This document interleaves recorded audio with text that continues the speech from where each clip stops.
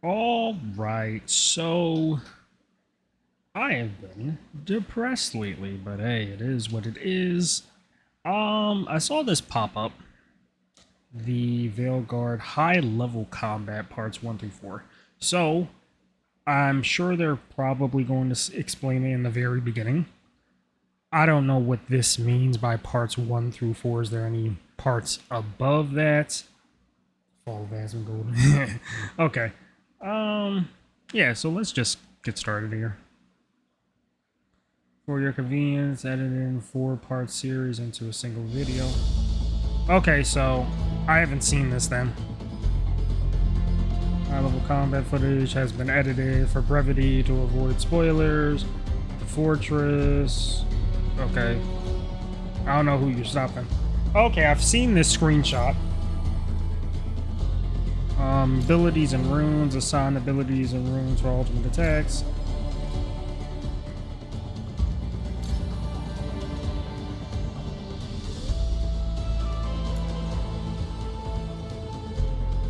Okay, so you do have a gear system. Equip runes to enhance your power and sets.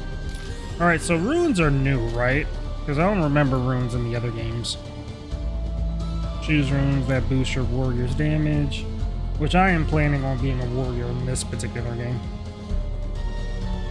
Oh! For each combat class has an array of specializations. Okay. So I do know about the specializations from, of course, other Dragon Age games, but they have it in like Path of Exile, heavy armor. Oh, so you have to have heavy armor as a. I mean, that is kind of reminiscent of Origins. Flaming weapons. Oh, okay. Normally a mage would actually give you that ability. For this build, you'll want a full set of heavy armor to activate the heavy armor passive. Alright. Rook is primarily using sword and shield since it allows you to be more defensive. If you prefer a more aggressive playstyle. Alright, I was wondering if there was two-handed weapons in this, which there should have been anyway. Spellbound sword deals high stagger damage. Okay. So of course there is a stagger mechanic like there is in every ARPG.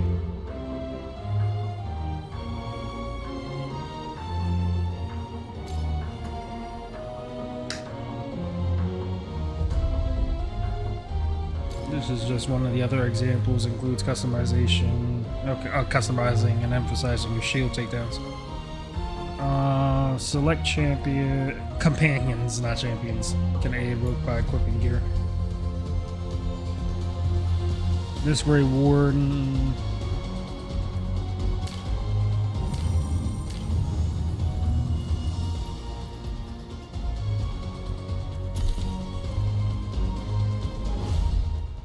Oh, there is only 3 of them.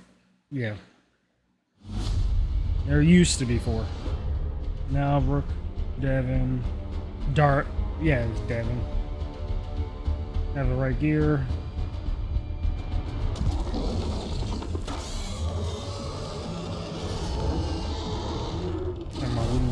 Oh, never mind. Alright, first learn the enemy's types of weaknesses. Oh, so. I mean, that makes sense. Enemies have multiple damage, variable.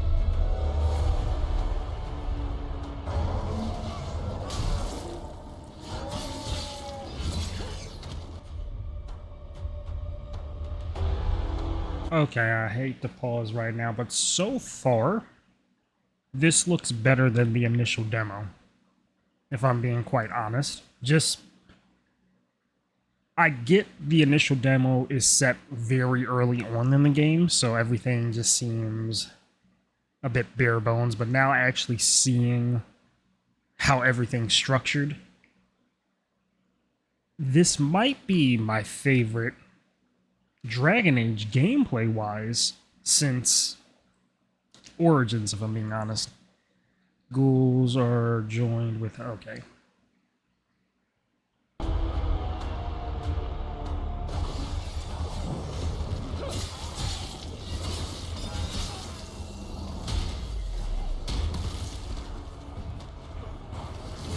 Let's circle for the classic recovery.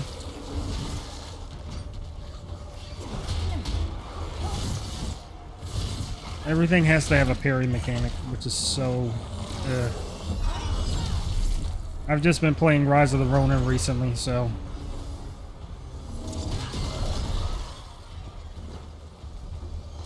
So I'm curious, with that shield throw, does that mean you'll have, like, mages who have the ability to destroy that as well, or is it specific to the shield throw ability? Use the ability will... yeah. Tougher enemies... okay, so they have a protection bar. So you have to break the protection bar and then you'll get the regular red bar, huh? Oh, at least you know who's taunted now. These are some tougher... okay. The Darkspawn Horde begins to overwhelm. Oh, so...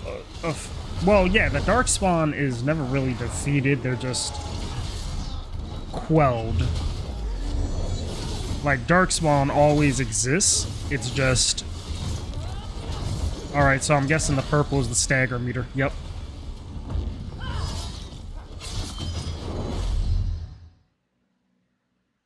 So yeah, Darkspawn are always around. It's just a blight is where you have massive armies of them.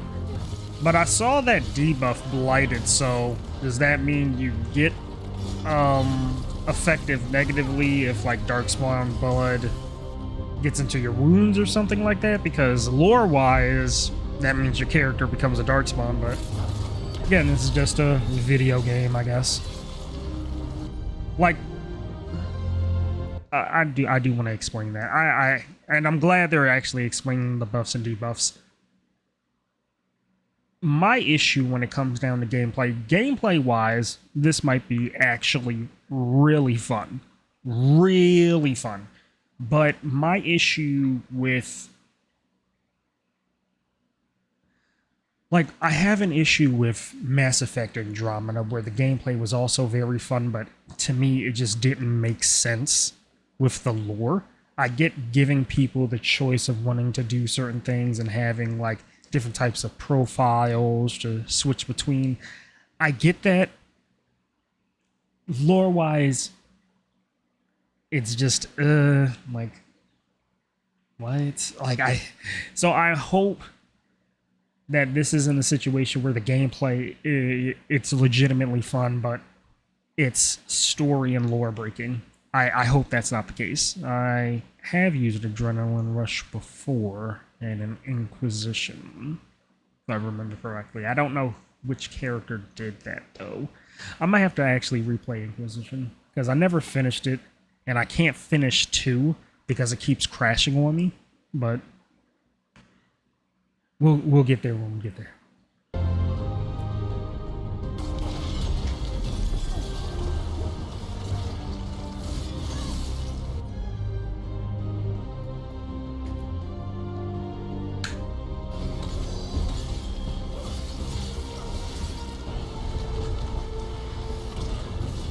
Now, I'm also hoping, alright, I get crowd control and all that ricocheting between, oh, that's going to look cool, Captain America type stuff. But I'm hoping that if you can't control your party members, right, I hope they get unique abilities where it's unique to them specifically and you can't get those abilities yourself.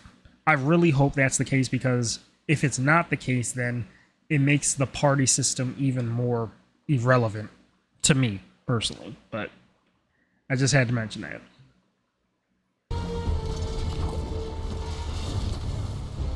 Okay, that wasn't on Captain America type of timing, but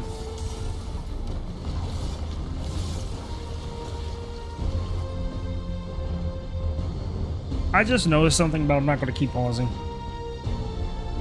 Oh, wait a second. All right, so let's go back a little bit. So after you use one ability, does that mean like all skills have a cooldown on them? Is that what you're telling me here? Or is this character just incapacitated right now? I'm not entirely sure. Another thing where I was going to mention is I like how they actually have hair mechanics. If I remember correctly, hair doesn't flow or move in any of the Dragon Age games. But hey, I appreciate the flowiness. It might have flowed in Dragon Age 2 more so than Dragon Age 1, but never actually had flowy hair in Inquisition. I do know that.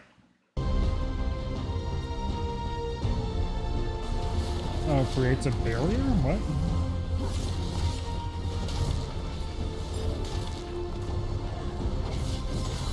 Now I'm curious about use the abilities death from above to deal damage from far. Okay. Oh, including the griffin.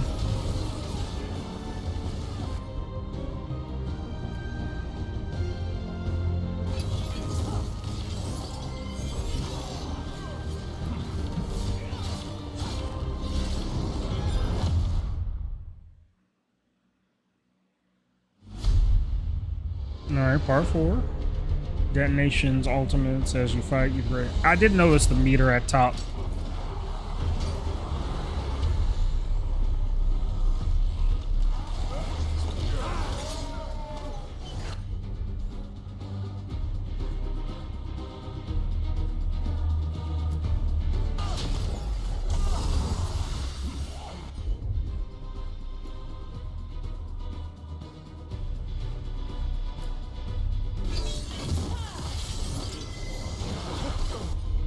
What the hell was that?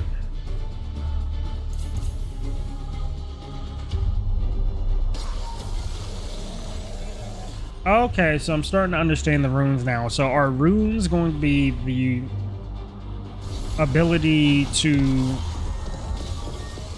I get increasing like damage and things like that, but are there special runes that can give you some sort of magic ability if you're not a mage class?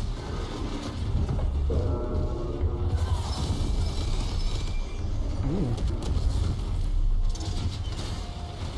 That was kind of weird, honestly. Looked like just light missiles.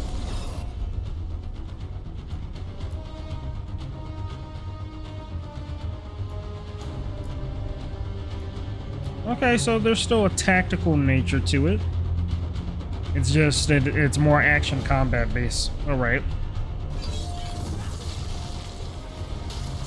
But I don't think people are going to still like this because, well, I'll say my thoughts at the end. Hey, that's pretty cool actually.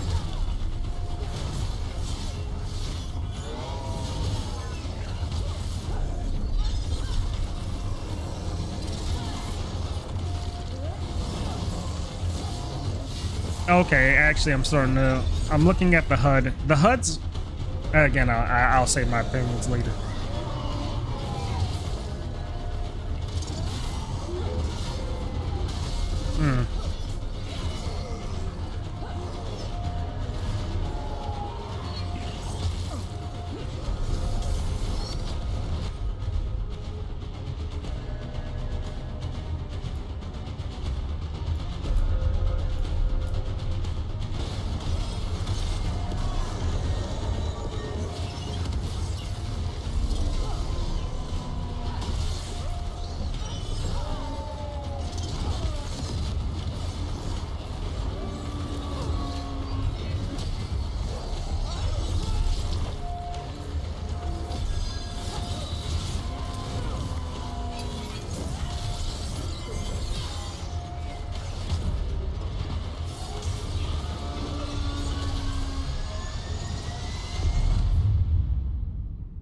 Okay. Okay. So, I'm kind of disappointed that it didn't end it in a boss battle, but I'm guessing they're going to save that for other parts. The HUD... I can't describe the HUD, honestly. I was wondering what this was exactly, so... My thought process was, if no one wanted to actually open up the window and wanted to do complete action, then this would be like maybe the the quick inputs that you can have and all of that as well to avoid doing it tactically and just stay in the action. I'm guessing, but mm, gameplay wise, this is going to be awesome. It's just I don't know how to feel about this HUD having these quick inputs in the middle and having them here, especially if they're like I get this is not a final build, but hey, it's coming out at the end of October. It's literally 2 months away. So I get this is an early build, but the HUD just looks like this is exceedingly too large, honestly. Um Normally they have like well, honestly, Dragon Age Inquisition's HUD is not all that great either, specifically on PC. So normally everyone's health is like just on the side here for Inquisition. Hold on. So what was the section with the runes exactly? Because I don't think I appropriately read.